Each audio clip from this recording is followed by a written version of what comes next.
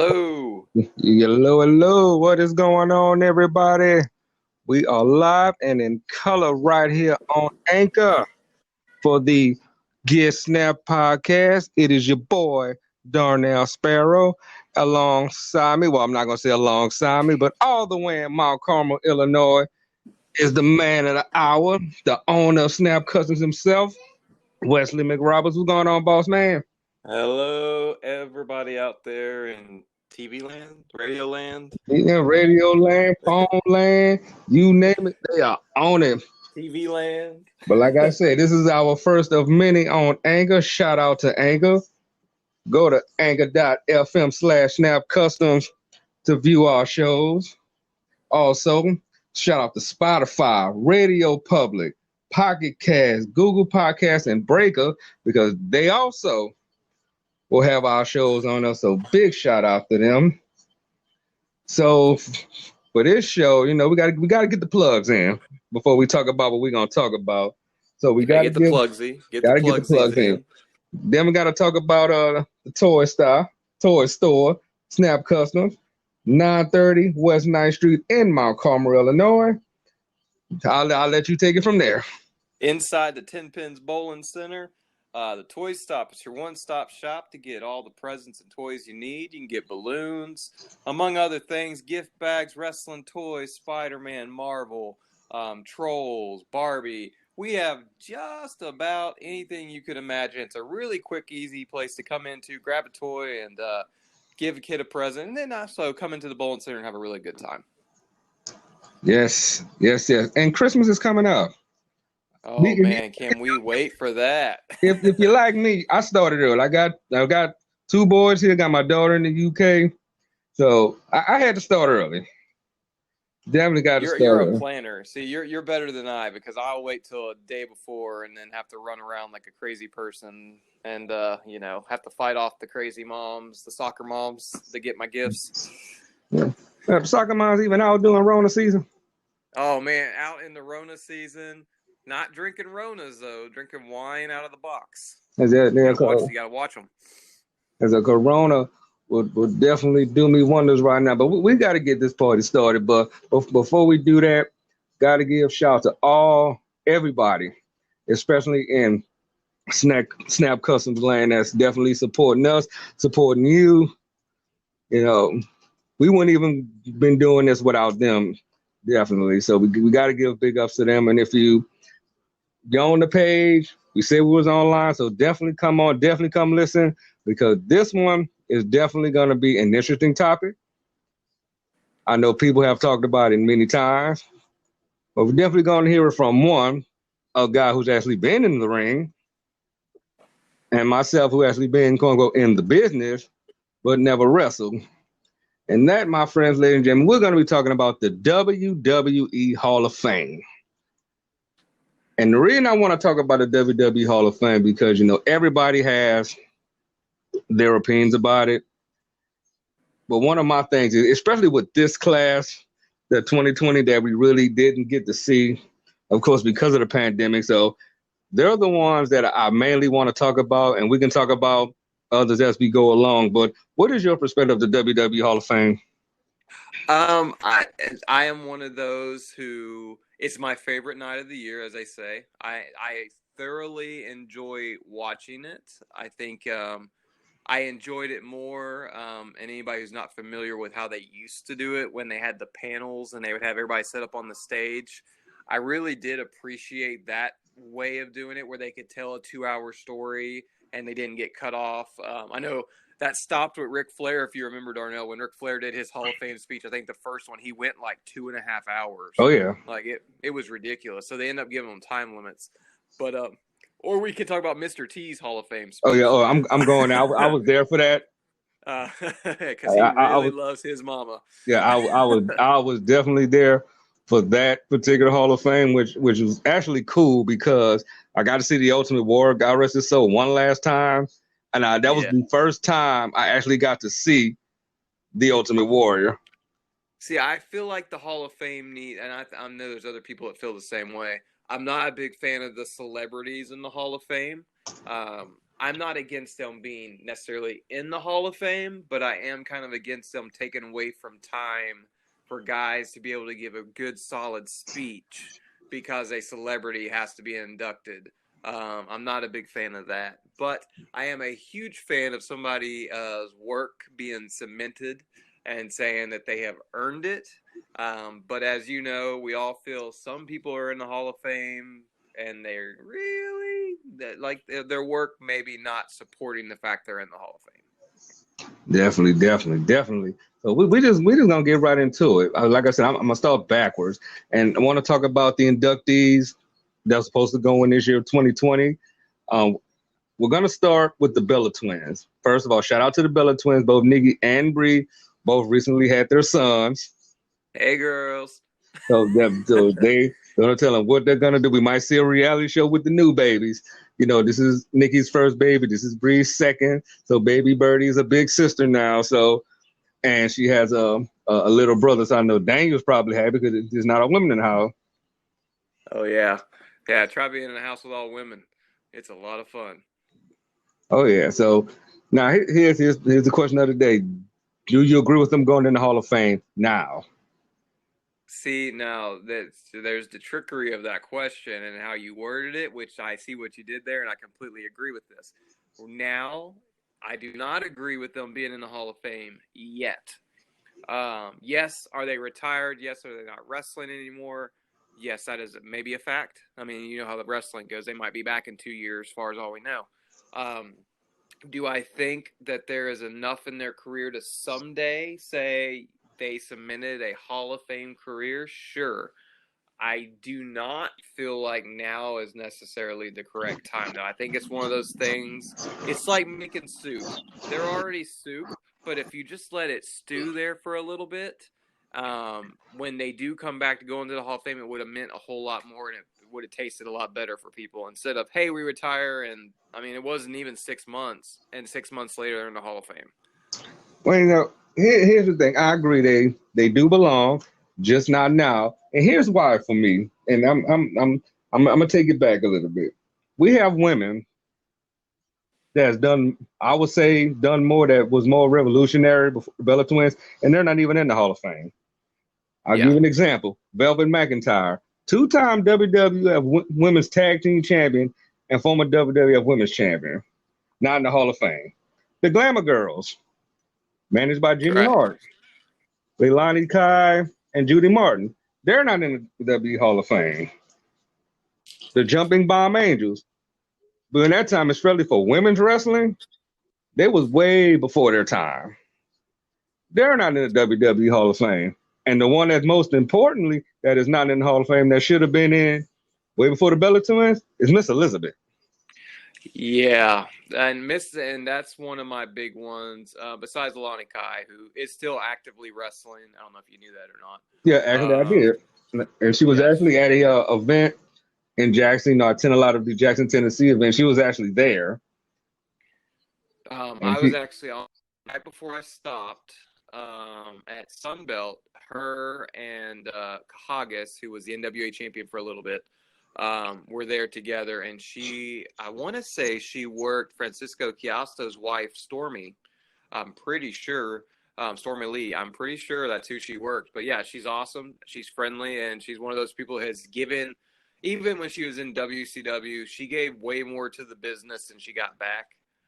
And definitely, those are the people to me that deserve it.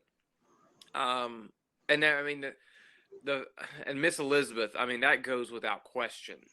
That, and I mean, and this the whole theory of this. The reason she's not in the Hall of Fame is because of the way she died, I'm assuming. But we have now China in the Hall of Fame, who kind of the same story. You was reading my mind on that. And I said there is no justification as to why Miss Elizabeth is not in the Hall of Fame. No matter what, she didn't do anything bad. She put a lot of these women. If it wasn't for her, a lot of these women, we didn't even know who they were.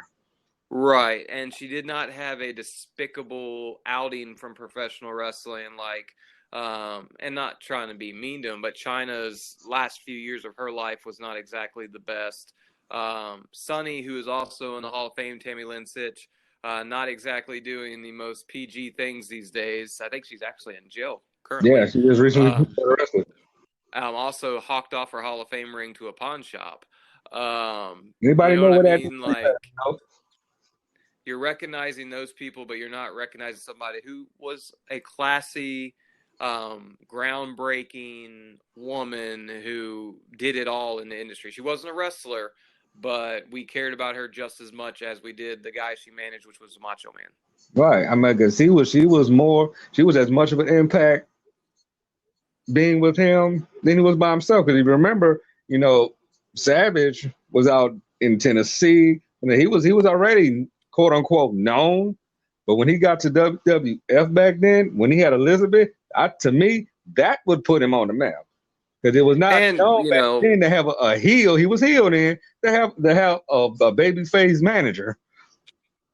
and as somebody who makes action figures, it's kind of a rare known fact that Elizabeth was one of the first women's action figures ever made. She had an LJN figure. I believe there was two variants of it, where it had a removable dress, which was something very odd for those LJNs because they were big rubber figures. She actually had an LJN figure, and I believe the only other woman to do that, I think the ring announcer had one. I don't remember if they made it or not. I'm pretty sure I've seen one, though. Mike McGirt. I think so. You I talking don't about know for the sure. figure that wore the tuxedos, right? Right. I think she might have, but I know Liz had one. And I mean, to me, and I look at things a lot different than some people, but to me, if they were an LJN figure, they should already be in the Hall of Fame because that was the start of professional wrestling becoming what it is today. Right. And for those, when I said Mike McGirt, for those who don't know, if you ever played the game WWF WrestleFest, the female Yeah. that was doing it now, that's Mike McGirt. Who isn't in the Hall of Fame either, I don't believe, because I believe that was a sexual harassment charge against WWE or WWF at the time and never, I mean, did not come back for obvious reasons, but somebody else, groundbreaking, female ring announcer, part of and the was first good at wrestling it. video game. Yep, and she Like, was good at it. right. Like, and that's, I mean, there's lots of people like that. And I have a big one for you that I'll throw out that you probably haven't thought about. It's Earl Hebner. How many classic matches has the Hebners, him and his brother, refed, and why are they not in the Hall of Fame? Well, since we're gonna go there, why not Joey Morello? Right. I mean, and another one I would say would be Bill Alfonso. Not necessarily for his manager work in ECW, but the ref for years back in WWF. Right, he was a tremendous referee who refereed some very gigantic matches. If you go back to a lot of those early class of champions, he was reffing those main events. Yeah, I mean, Fonzie was the guy, and then if you separate his career out and then go into his managerial career with Taz and RVD and Sabu, he had a very good career. It definitely deserves to be a Hall of Fame career. Exactly. Well, let's go on. Let's talk about the other guys that's in the Hall of Fame. I'm gonna save one for last, but one that I'm actually glad that's in is Jushin Thunder Liger. Yes, for sure. And I am honored to say, last year when I went to Dallas for the New Japan event, I got to see him wrestle. I didn't even know he was there. I got to see him wrestle. That's one of those times I can quote unquote say I marked out because I have never seen him wrestle. He's retired, but I got to see him at least that one time in that 6-man. My first memory of Liger is Liger versus Brian Pillman. Oh yes, and that was just I was familiar with some Japanese wrestling, Tiger Mask and stuff like that. But I mean, just seeing what he could do. And now Brian Pillman at this time was in WCW, and this was, I guess he wasn't Flying Brian anymore. He was getting ready to become Loose Cannon, but he was still good. And him and Liger just had these matches that were just so good. And then here came Ultimo Dragon and all those guys, and you got used to that style. But he was young then, though. And again, he was way before his time. The stuff this man was doing. Liger was like one of the first ones to have his own anime cartoon. Liger was in comic books. Liger still is in comic books. And he can still go at 55. He's 55 years old, and he's moving better than a lot of 20, 30-year-olds. I mean, when he had that one match on the NXT, then he faced Tyler Breeze. I think that's who he went against. Yeah, He did not look like a day over 40, I wouldn't think, and still going and going and going. He's well into his 60s. yeah, he's 55 right now, surprisingly.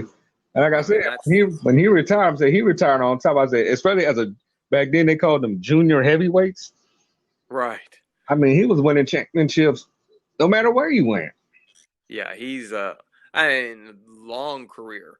I mean, that's a man. I mean, I'm really glad he's in there, and there's other Japanese wrestlers I think deserve to be in there. Oh, and I was about to say Um, that the Great Muta, Great Muda, which is my 10 favorite. times over, should be in the Hall of Fame. He is my favorite international wrestler. He's my favorite ever. Ultimo Dragon's another one. He did not have a real great WWE career, No, but the yeah, fact that while he was they in WCW, he held what 8 to 10 titles at one time. yeah, when Um, that's a big Jacob. deal, I mean, you got him. You got Chono. right? In You WO got Japan, Suki I mean, Sasaki. there's so many guys. And if you were to pull up the list of Hall of Famers and look at it and just say, wow, this guy's in there, but Um, this guy isn't, it does get a little discouraging as you're looking at it. it definitely, which goes up to the next guy that's long overdue, the British Bulldog. And seeing I believe the Bulldog, wasn't he going in this year? Yeah, he Wasn't was that going in this year. he was finally? But the sad thing about that to me, and I'm sure you've seen this too, wrestlers are protesting to get him in there. They were posting videos on Vimeo and other websites, saying they support the thing to try to get the Bulldog into the Hall of Fame. That should have never had to happen. Because the original plan was to bring, excuse me, to bring him in with Dynamite, but we all know the issue with Dynamite. Because technically, Right. to me, Dynamite should be in there too. Because Dynamite, to me, Yeah. was one of the smoothest wrestlers out there, especially for his size. Yeah, and he it's Tom Billington, I believe. His son is wrestling now, or it's either his son or his nephew, and looks just like him, just like him. And I mean, it's if you look him up, you all get a chance. Look him up. I believe he wrestles under the same name, but I think it's Tom Billington. He's so good. And small. He's undersized. Which, if you look back at the Dynamite Kid when he started, he was very, very small. He was small, but he was in crazy shape. Ripped. he was Chris Benoit shape. Yeah. Which crazy how those stories parallel each other. So similar. But yeah, that's another one. And, I mean, there's plenty too that there's the obvious ones. For years it was Savage, and now Savage is in there. But now Owen's the big one, which we know Owen's not going there. After seeing Dark Side of the Ring, we know. There's no way. I think the only way that would happen, and God forbid, if his wife passes away, that's probably the only way he's gonna go in. So, because make my memory right, is Brian Pillman in the Hall of Fame? No. That's one. See, I would think Brian Pillman would be. I mean, he tag teamed with Stone Cold Steve Austin. That was a fantastic tag team. Before that, yeah, which goes back when they put the Hart Foundation in, they put Brett in the Anvil. Of course, I agree with that. Why they didn't put Jimmy Hart with him, I don't know. But why they didn't put Owen, which we already know why. Why didn't you put Pillman? Why didn't you put the Bulldog? And I mean, and the thing a lot of people don't look at is they go, well, he didn't have a real great WWE career. And that's fact. He had a bad ankle injury and he couldn't do a whole lot. But WWE owns ECW. WWE owns WCW, and Pillman had careers in all of those. Why is his WCW career being erased? Why is you know what I mean? He should be one of those guys that you look at and go, this guy reinvented himself 3 or 4 times, and was very entertaining while he did it. I mean, if it wasn't for Brian Pillman, would we really have a Stone Cold Steve Austin? There it is. You know, I mean, you got to look at the pawns on the chess game that made other guys big. One of the guys they got right that they when they put him in the Hall of Fame, and a lot of people gave it grief, was Johnny Rodz. Johnny Rodz was one of the best wrestling trainers ever, but to a typical WWE fan or WWF fan, he was They just have a no idea who that jobber. is. They was like, who? Yeah, Johnny Rodz was just the guy that went out and put other people over and made them look good. He was the Brooklyn Brawler of the late 70s, early 80s. Which, by the way, and I'm gonna say it. Most people probably won't say it, but I do believe he needs to go. Yeah, and to me, Brooklyn Brawler. How many guys did he make? You know what I mean? And another guy, and I'm not a big fan of him as a person, but Barry Horowitz, another guy. There you go. I mean, these guys, did the exact same job as the other guys, but they did their job better because they were able to get people over. All right, that's a hard job. And we're gonna talk about something else once we get through the gospel of 2020, because it doesn't make sense to me, but I want to go on here. Let's go to let's go to the New World Order. Hogan, Nash, Hall, and Waltman. The only issue I have with this is this: the NWO should have all went before Kevin Nash and Scott Hall went in on their own. And see, I take issue with this one for one reason, and everybody's going to say I'm being petty, but Waltman's NWO name was Six. He was not the third man. He wasn't the fourth man. Wasn't the fifth man. He was the sixth man. So, are you erasing Ted DiBiase from the NWO? Are you saying Scott Norton wasn't in the NWO? God, and to be honest with you, since we mentioned his name, he needs to go because he dominated in Japan. And in WCW even. Scott Norton was the man. And I met him when I went to that New Japan show. One of the nicest, he's intimidating still, but one of the nicest people to meet. And I know he's not real popular, but Virgil. Oh, yeah, he got a huge role in he made $1 Million Man. I think he made the $1 Million Man. He did. And then when he went to NWO, he was the first guy in the ring for every beatdown the NWO got. And I mean, there's lots of guys like that, but why does Waltman go in? I mean, DX just went in last year. So why is Waltman going in 2 years in a row? Right. And why? I could just tell you, if they really wanted to play fair, they should have made, just like they did with Scott Hall. They put him in as Razor Ramon. Right. So why Waltman to me should have been the 1, 2, 3 kid, because you got hot or X. Well, he was X-Pac and DX, but at least as the 1, 2, 3 kid. Right. And to me, his career was more prominent. To me as a person, it was more. If you ask for me a good Sean Waltman match, I'm going to name 3 1, 2, 3 kid matches before I name one X-Pac match. And I can't tell you 1 6 match. I even go you one back. I remember when he was the Lightning Kid in Global, when him and Buff Bagwell was feuding over the light heavyweight title, when Buff was the handsome stranger. Right. I mean, if you 1 2 3 Kid versus Bret Hart for the world title is my favorite match of all time.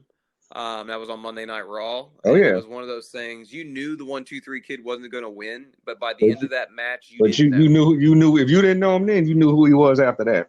Right. And by the end of it, they had convinced you that he might actually pull it out, which is pretty cool. His matches with Owen Hart, ridiculous, and his matches with Shawn Michaels were ridiculous. As the 1 2 3 Kid, not as X-Pac. All right. And then you remember, how did he get high? You beat Scott Hall.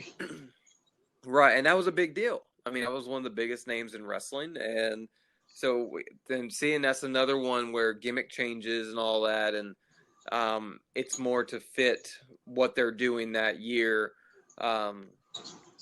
See, I didn't agree with DX either going in the way they did. I mean, if you're going to put DX in the Hall of Fame, that there should have been a better way of doing that. But I also think the only reason DX was put in was to get Chyna in the Hall of Fame. That was all. They didn't want to put her in by herself. That was all. And I think at some point, I think they're still gonna do it, but they're probably gonna let it kind of just simmer down. Okay, she's in because she really needs to go in by herself. And right. I don't know if you knew this, but when she left WWE, I had a VHS. Shout out to VHS tapes. Hey. Before all this stuff got damaged, before I moved, I had a tape was China in Japan, and the whole video was focused on her feuding. It led all the way up to her match with Masahiro Chono. Right. I The only remember thing that. bad about that was her promos. Everything else was Yeah. good, but them promos were horrible. Yeah. And, she's one that they dropped the ball on that. And I do get that. That was a bad situation.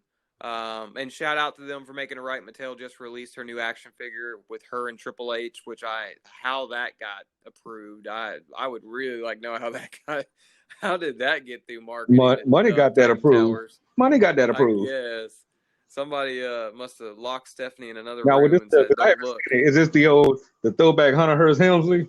Yeah, how that got through, I don't know, but Oh, money, because wow. people probably was asking for it. Yeah, I couldn't imagine that one, but yeah, that's one. See, and that her and X-Pac, man. I mean, they starred in one of those videos together.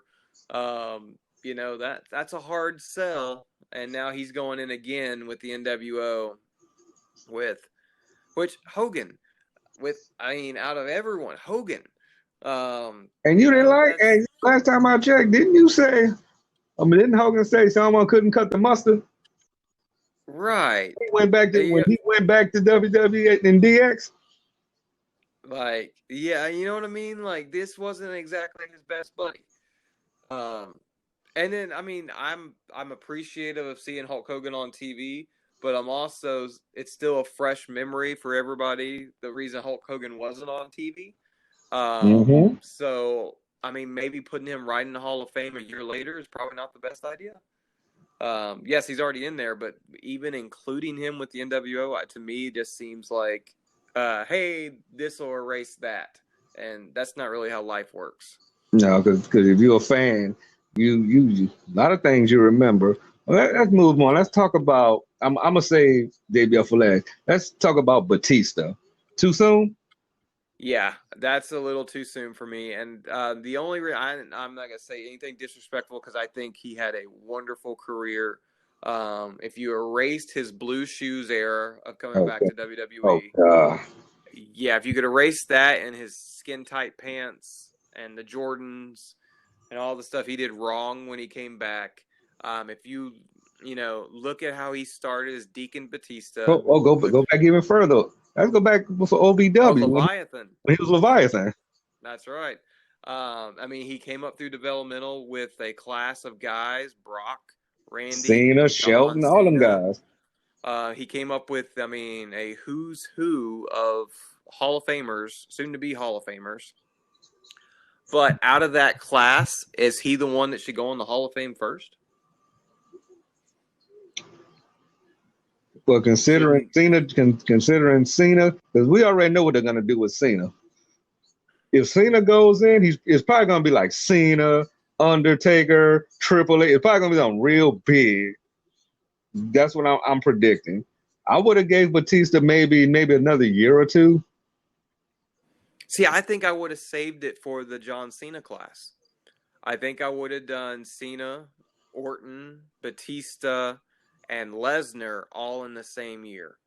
And I know a lot of people say, wow, you're really shooting your load doing that. But to me, those are all your Ohio Valley guys that came out the exact same time.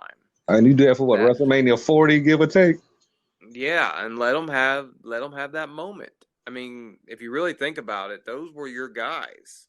And the only other person you could have possibly put with them around that same time frame, I guess, would be Shelton, who I love Shelton Benjamin, but at this point, he hasn't done enough. And I kind of think that just because they brought him back for the wrong reasons. Because when he left and went to Ring of Honor and got back with Charlie, they were right back. It's like they never missed a beat when they were wrestling greatest tag team. Yeah, and Shelton is unfortunately, and I see this all the time in WWE, and it's kind of one of the reasons I turn it off sometimes. It reminds me so much of the Kofi Kingston story we're living right now,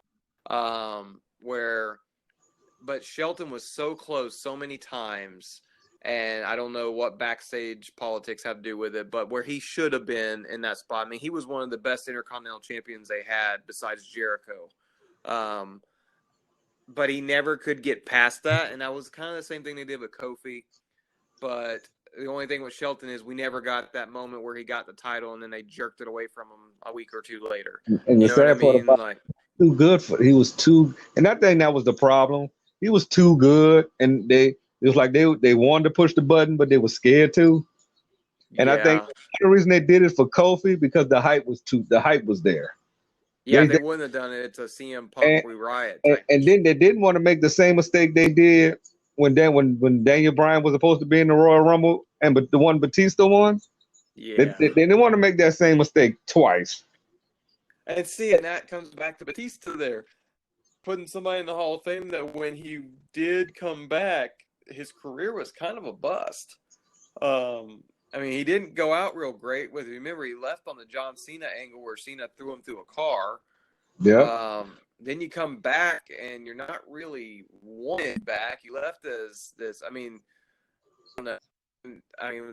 when Batista was babyface and him and Eddie Guerrero were doing their stuff, and if he would have ended it on that, I would of him right now. But he came back, and when he kept coming back, he just kind of tainted his career a little bit, and as he needs a couple years for it to kind of simmer down, and then bring him back and put him in the Hall of Fame, maybe with Evolution. Yeah, that Shield thing. Yeah, and I was just about to say, I'm pretty sure that's gonna happen. That they're gonna put them all in by themselves, and then Evolution's going in together. So, I mean, Flair's getting 3 the Hall of Fame rings. And he'll probably get another one somehow. They'll figure out something. They'll put him in with Charlotte. They might, but I say if Evolution goes in the Hall of Fame, that's an automatic 3rd ring.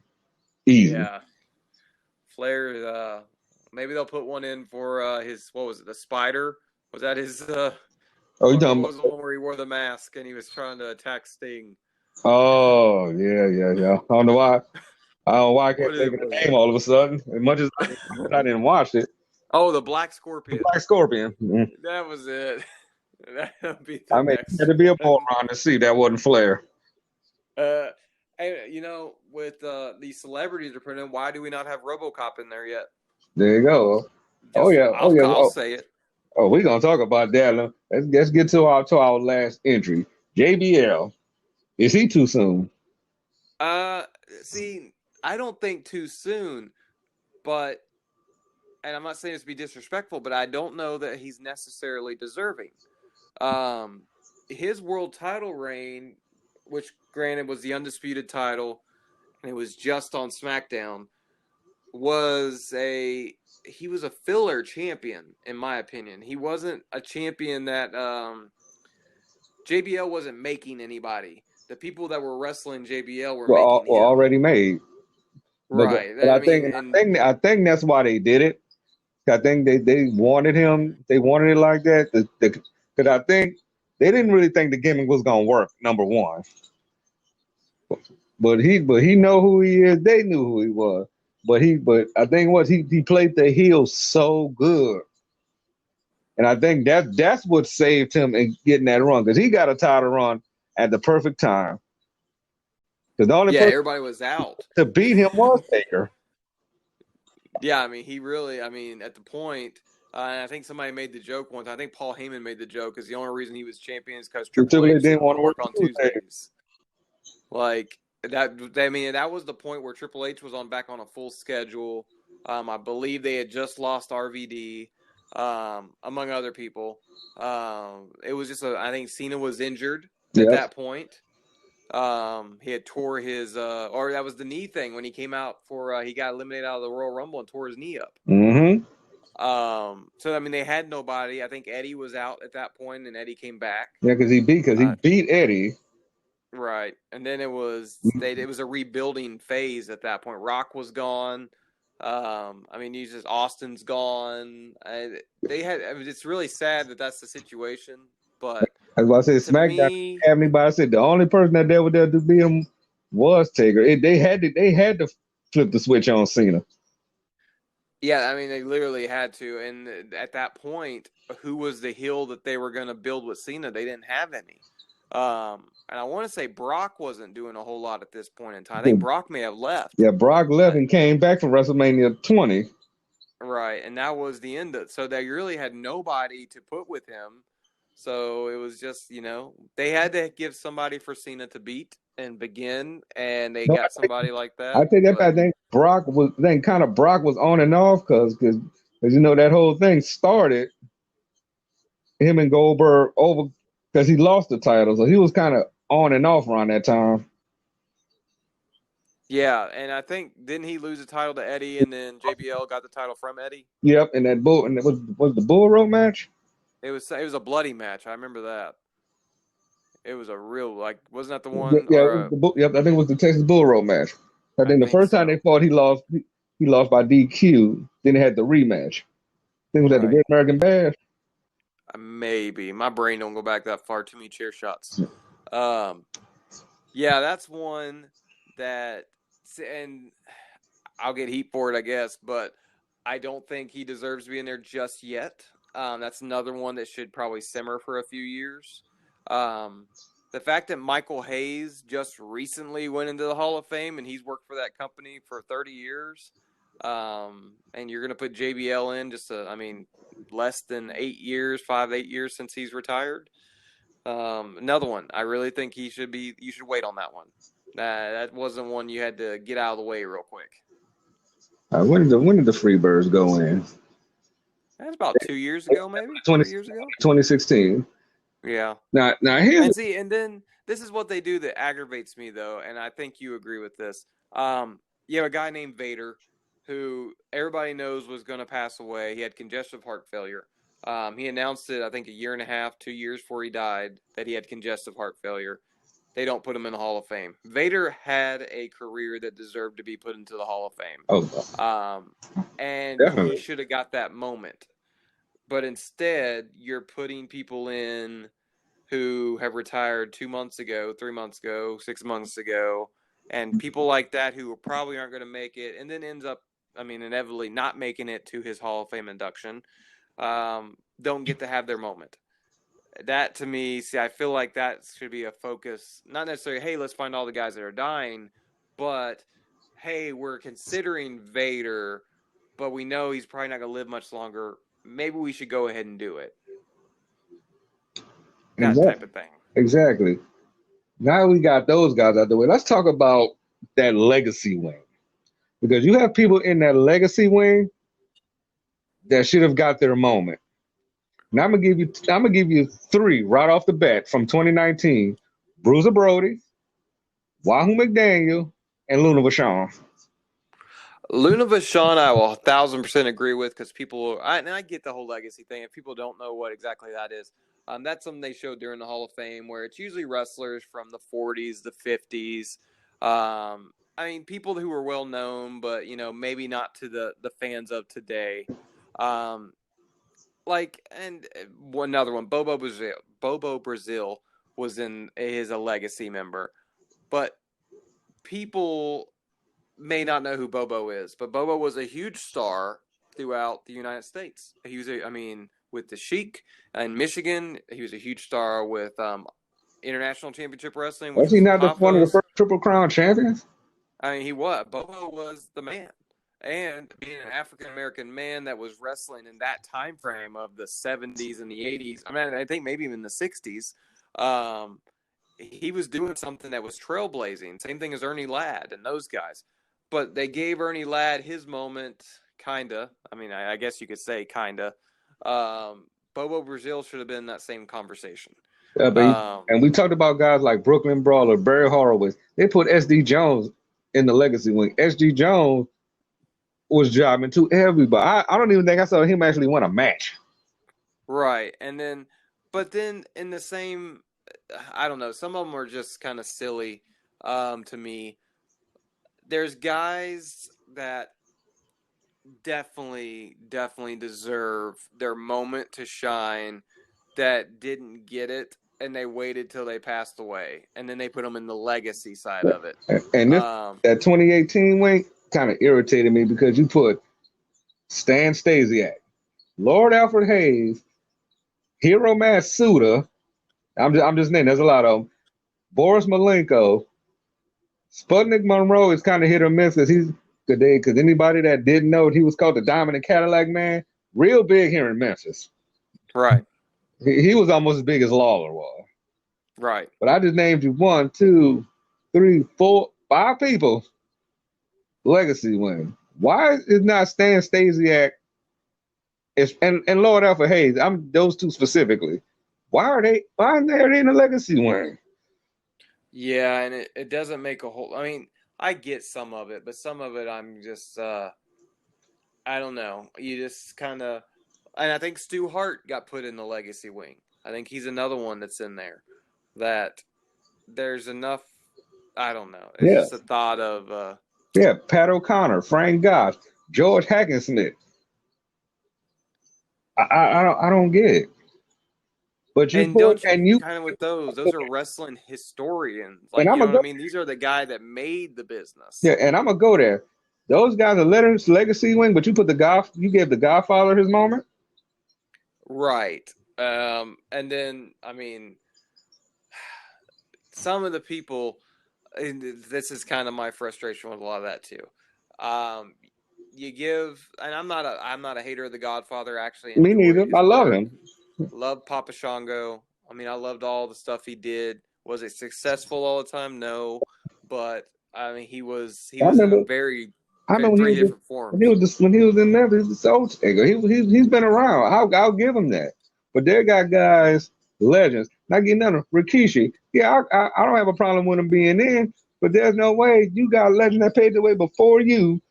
You should have not went in before a lot of these guys. That legacy win thing got to go. Yeah, and the legacy wing is just their fallback on, hey, we don't want these people to have TV time because nobody's going to know who they are. So we'll just stick them in the legacy wing. And that to me is, and the other ones are, well, they're not alive anymore, so we can stick them in here. There's other things they could do that would be more respectful, I guess, less disrespectful. Now, some of them are cool. I mean, it's nice seeing these people pop up. But some of it's kind of, what are you doing? Exactly. And We just try to figure it out. So I'm gonna steer us a little bit here. So out of not the legacy wing, but now we know who went in the Hall of Fame this year. Who's going in next year? that is a good question. Because I think this is one of the problems they're running into by doing such large Hall of Fame classes. Is now they're running out of the primetime talent, which is another reason I you will got see one. Cena, Batista, and all of them go together. I got one. Because I got a good one. The Rockers. And see, I've unfortunately had the privilege several times of seeing Party Marty in action. Until Mario Jannetty fixes his life, there's no way they're going to put him on TV. Anybody who doesn't follow Mario Jannetty on Facebook or Instagram, please do. If you want to feel better about your existence, follow Mario Jannetty. It's a train wreck. Because a lot of people they need to put him. I know they're not. They're never gonna put Demolition in. They're never gonna probably never gonna put the Powers of Pain in. And all those are because of the concussion lawsuit. I would put Bad News Brown in. Yes, for sure. But this is the problem, which this is the petty stuff. There was a concussion lawsuit against World Wrestling Entertainment, and those are all the people that are being left out of the Hall of Fame. On that concussion lawsuit are Barry Darsow, and then Bill Eadie, which is Axe and Smash. Also, Raven was on that. There you go. Raven deserves to be in the Hall of Fame for sure. One of the most creative gimmicks ever. One of the most over gimmicks ever. Definitely deserves to be in the Hall of Fame. While I'm on an ECW kick there, Taz deserves to be in the Hall of Fame for his contributions not only as a wrestler, but on commentary. Mm-hmm. And I'm not a big Michael Cole fan, but Michael Cole deserves to be in the Hall of Fame for commentary. I think his time's coming. Yeah, I think that. He can't keep doing it for forever. I mean, it's going to be time to retire. Tony Schiavone, I know he's in AEW. Tony Schiavone should have been in the Hall of Fame already. Oh yeah. 5 times over. Him and I have the same argument with Earl Hebner with him. He did too much in the business already to just be commentating. He should be an executive of a company. I mean, he was that good. I got is one. Eric Bischoff in the Hall of Fame? He's not, and that was the issue about the NWO thing. Well, I got a good one for you. Eric Bischoff should be in there with the NWO. I got a good one. I didn't even think about that. Nobody's thinking about this one. Jim Johnston. I mean, and now that's a good argument, Darnell. That's a really good one because that's you can start with Bret Hart, his theme music, Shawn Michaels, the Bushwhackers, Psycho Sid, Razor Ramon, Diesel, all their theme musics created by Jim Johnston. I said, and if you bought any of those WWE CDs, a lot of people know that's where that came from. Yeah, and just recently, CEO took over for him. So, I mean, he's did it. I don't know if you remember the videos they show where he would be talking about making somebody's theme, and he's like talking about making the Ultimate Warriors, and he's like, yeah, he always came out so much energy, so I just thought it was like a and he just sits there and he starts strumming it on the guitar, and it's like, man, that guy was multi-talented. Oh, yeah. And all the stupid songs, too, that he did. Will You Be My Hero? The I Lost My Smile song for Shawn Michaels. Some of that stuff. I mean, all of them. He definitely deserves it. How about this? Do you think Lex Luger should be there? To me, now I'm going to sound biased here because we said Liz should be in there, but the way that Miss Elizabeth died has a lot to do with Lex Luger. So if Liz isn't going in, I don't see Luger going in. Luger he also walked out on the company and walked onto another company's show, Medusa style. So, but he does also work for the WWE now as a financial advisor. So, well, we talked about people that should go in next year. Paul Heyman, he need to go in next year. And this is my thought on Paul Heyman. It's about time for Paul to be off TV. So it would not be a bad idea, especially with all the heat that he's garnered with whatever's going on with him and AJ Styles in real life. It's probably about time because you don't want Paul to go in when nobody wants to see him. Right. Do it now. And another one, and I've said this for a long time. A buddy of mine and I used to have this conversation. The year that Paul Heyman goes in, it needs to be in Philly. It needs to be a Philadelphia pay-per-view.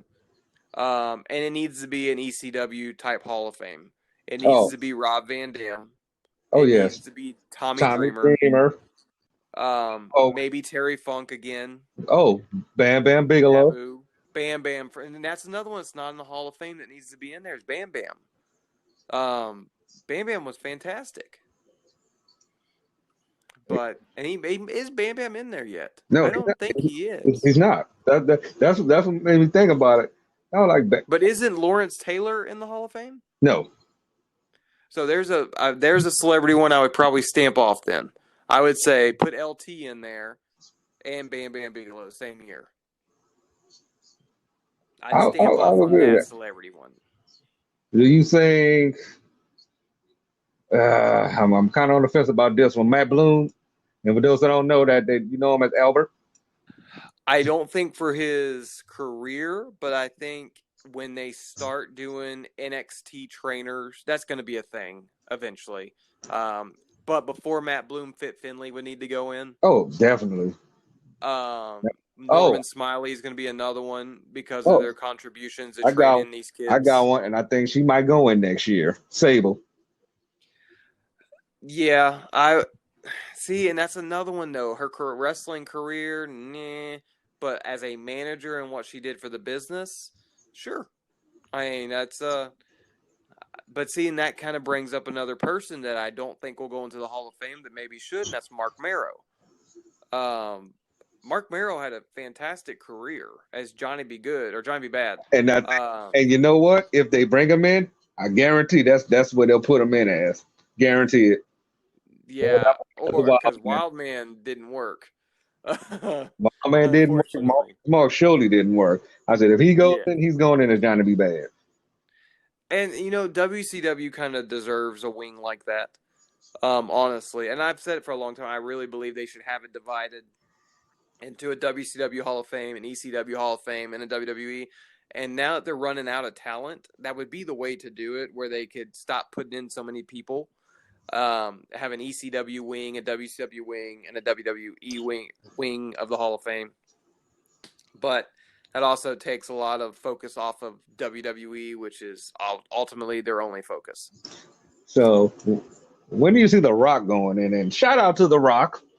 For those who don't Hey, know, he man. bought the XFL for 15 million. Him and his investment group, $15 million, which is basically the steal of the century to me. Rock probably has Bought it out of bankruptcy. I mean, that's like buying a house out from somebody who paid, $400,000 for a house, and you got it for like $4,000. I mean, Rock probably had. I think he put in half. The investment group put in half. But he had $7.5 million probably in his pocket. Right. I mean, I said this to my wife earlier. I'm like, 15 million to him's nothing. He makes more than that per movie. He probably make that just showing up. And the fact that Vince McMahon had to pretty much sell off a large portion of WWE to open the XFL, I'm sure it was way more than 15 million. Oh, definitely. And I guarantee you, once it gets open, I enjoyed watching those XFL games. I think somebody said something today, and it really made a lot of sense, because a lot of people don't know that WWE is always for sale. The WWE has been for sale for years. If somebody comes up with the right number, they will sell the WWE, and that goes for anything. And I wouldn't be surprised if The Rock do it if the XFL does well, because he's going to make 3-4 times what he paid for it. Don't be surprised if WWE he goes in and try to buy the WWE. I would, and see, if anybody did it, that would be the person I would want to do it. And that's because he knows what it takes. The product's going to be grittier, and it would just be an improvement. And you know what? And he'll sell it to him too. Yeah, it would be one of his talents he would actually trust. And he has enough money to do it. That's the scary part, is he actually has the money to do it. But that was a huge thing. When I read that article today and I sent it to you, I was like, oh, that can't be true. That can't be true. And then I started going into it. Now I looked at his Instagram, and he posted on Instagram. I'm like, wow, that's true. That's a big deal. But I think he's coming up. I think you're a year or two away from The Rock. It'll have to be in Miami, though. Oh, yeah. That's going to be the kicker, which means Savio Vega's got to go in. I see Savio going in whatever year The Rock goes in, because it'll have to be in Miami. He's still wrestling. Yeah, old Savio. In Major League Wrestling. Yeah, Savio, and actually Savio lost some weight, so he kind of looks like old Savio. Yeah, just sip. See, now I'm picking out that I'm kind of waiting on, and I don't know if they'll do it, and I'm going to get a lot of flack for it, is CM Punk. Oh, he's going. He's going to the Hall of Fame. Oh, he's going. They can't, no matter how, especially if WrestleMania, they do a WrestleMania in Chicago again. Oh, he's going. And it's that right moment, he has to go. Yeah, they gotta. Satellite. They're missing out on an opportunity with him right now, but we gotta go back. We talked about the Freebird earlier. Now I agree, Mike, Terry, Buddy. I was kind of on the fence with Jimmy. Yeah. Because even though Jimmy, if you go back to his world-class days, he was one of the top heels shooting with Kevin Von Erich. So heel-wise, he was on point. Even though I did enjoy him being with the Freebirds, I just didn't see him going in Hall of Fame-wise. See, to me, he didn't fit the Freebirds. Now, I might be wrong on that, but when I looked at Michael P.S. Hayes and Terry Bam Bam Gordy, I saw some badasses that would go into a bar, get in a fight. Not so much with Jimmy. I looked at Jimmy and I saw a guy that looked like he came out of like a MTV music video. And I think with him, because him and Michael used to always team in world class, but he wasn't a quote unquote Freebird. So I think a lot of people kind of saw him like, oh, they might well just make him a team. So then they kind of threw him in on default. Like when Yeah, he was the replacement. they first did it, when Terry was still with him, I was with it. But when they started adding, Rocky King, and when they started adding the role manager and DDP and all them, I know that's I like, yeah, they kind of starting when they feuding with the Southern boys. I like, yeah, y'all starting to wear down. It's kind of like the Midnight Express when they were interchanging the tag team so many times, and eventually you're like, okay, if Bobby Eaton's not there, you're not really the Midnight Express. Yeah. Like, you know what I mean? Like, it's just, I don't know. I always feel like groups like that, once you lose a member, that should be the end of it. Because it's, to put it into perspective for people who don't know anything about classic wrestling, it'd be like the New Day losing Xavier Woods and replacing him with Shelton Benjamin. Great talent no matter what, but it's not the New Day. Right. It's just a replacement. It's going to take, because I think right now, this is going to be a test. As we're talking about the New Day, this is going to be a test. Because Kofi's out, Xavier's out. What they need to do is turn Big E back to Big E Langston.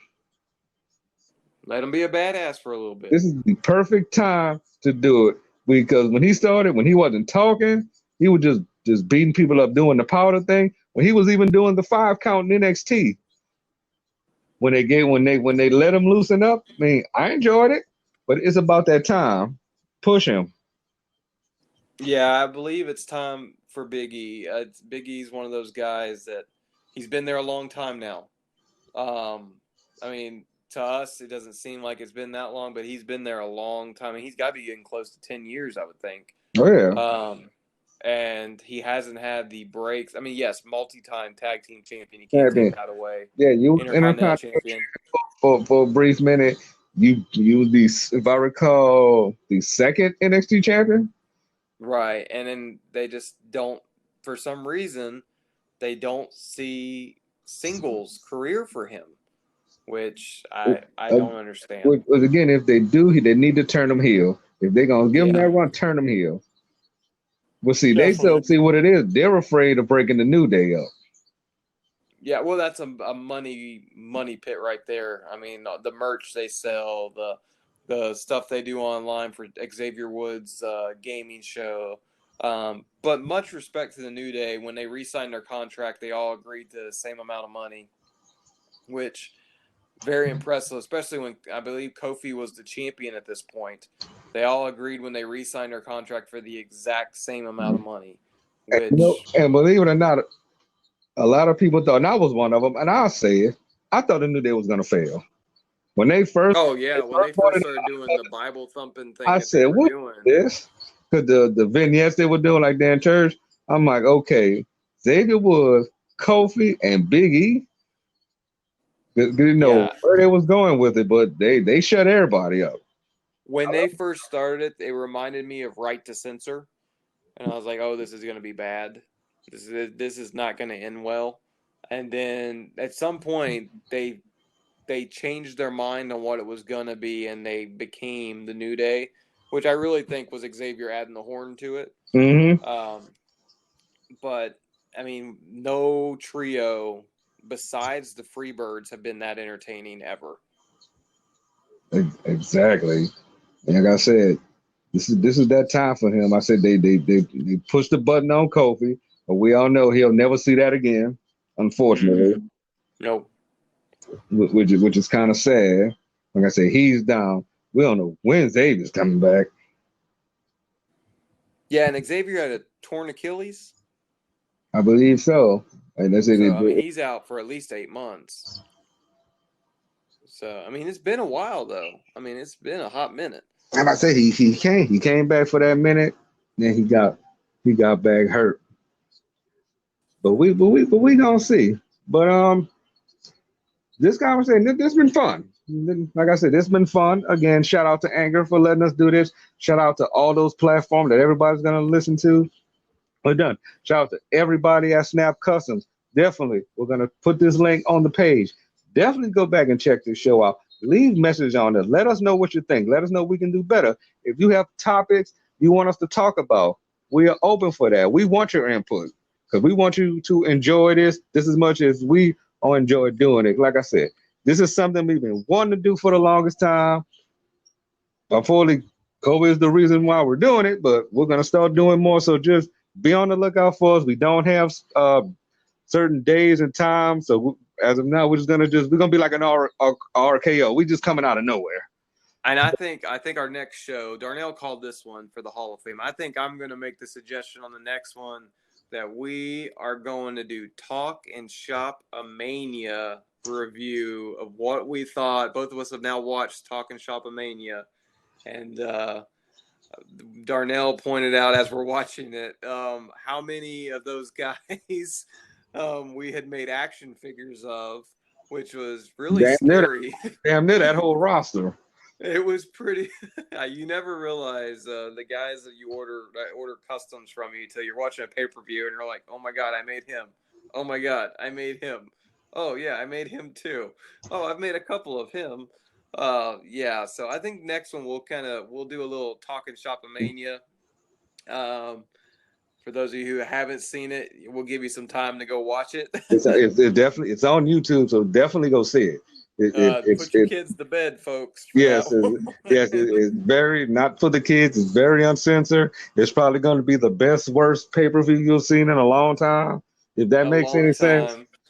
And if you're watching Talk and Shop a Mania, there's lots of T-shirts on there, and the T-shirts were all produced by Collar and Elbow, which you can go to collarandelbowbrand.com. Use the code Snap Customs. You can save yourself 10%. And real quick, yeah, and they're definitely adding shirts like constantly now. So definitely go there. Even the stuff on sale, you can use that code on the sale stuff. I need to go in there and see what they got because I know it's been a minute since I've got something. But shout out to those guys, Al Snow and those guys doing their thing.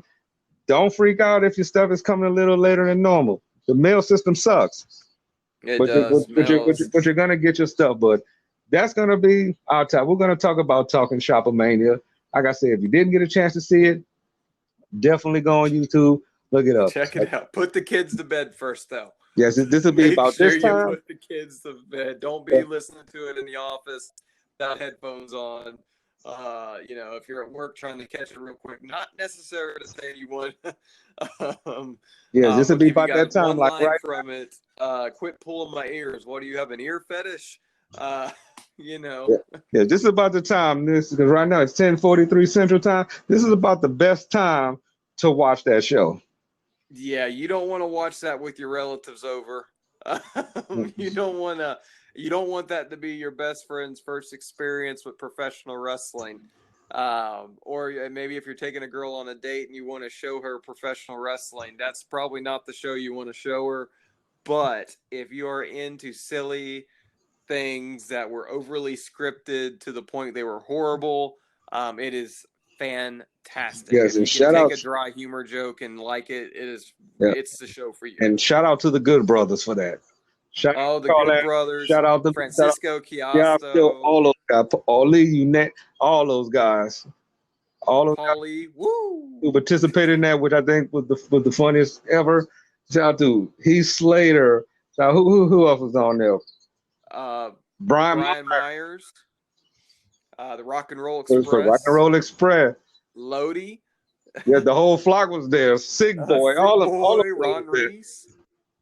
Another hilarious. The new tag team, the Volkovs. They were there. Yep, Chavo Guerrero. I mean, anybody that was anybody. That's one of those moments where you just get a bunch of dudes and say, y'all want to just have some fun for no reason.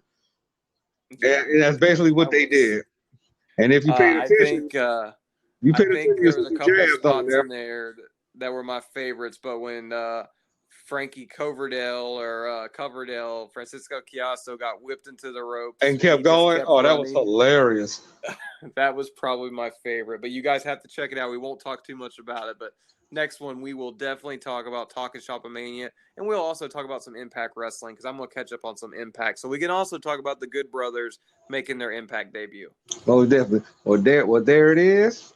So like I said, we will let you guys know. So definitely check out the Snap Customs page for our dates and times. We're going to try to do this more often than we probably want to, but like I said, we got a lot to talk about, especially on the wrestling side.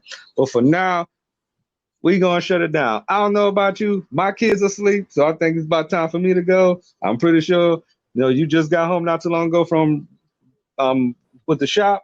So I know you probably tired too. So anything you want to pull out before we roll out? All right, guys. Remember, collarandelbowbrand.com. Use the code SNAP Customs, all capitalized. You'll save yourself 10%. You'll get some awesome merchandise. I recommend checking out the G.I. Joe hats. They're pretty cool. There's lots of good brother Doc Gallows merchandise on there. If you want to brother him softly and buy some of his merchandise, I'm sure he would greatly appreciate it. Just remember, anything you buy off there, use that code SNAP Customs. Save 10%.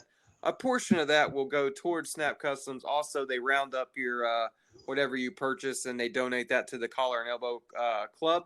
Cauliflower Alley Club. Cauliflower Alley Club. Say that 3 times fast. There we go. Woo! And we really do appreciate everything. And you know, us here at Snap Customs, whenever we end the video, we only have 2 words that we say, and that is stay snapped. That's it. Good night, everybody.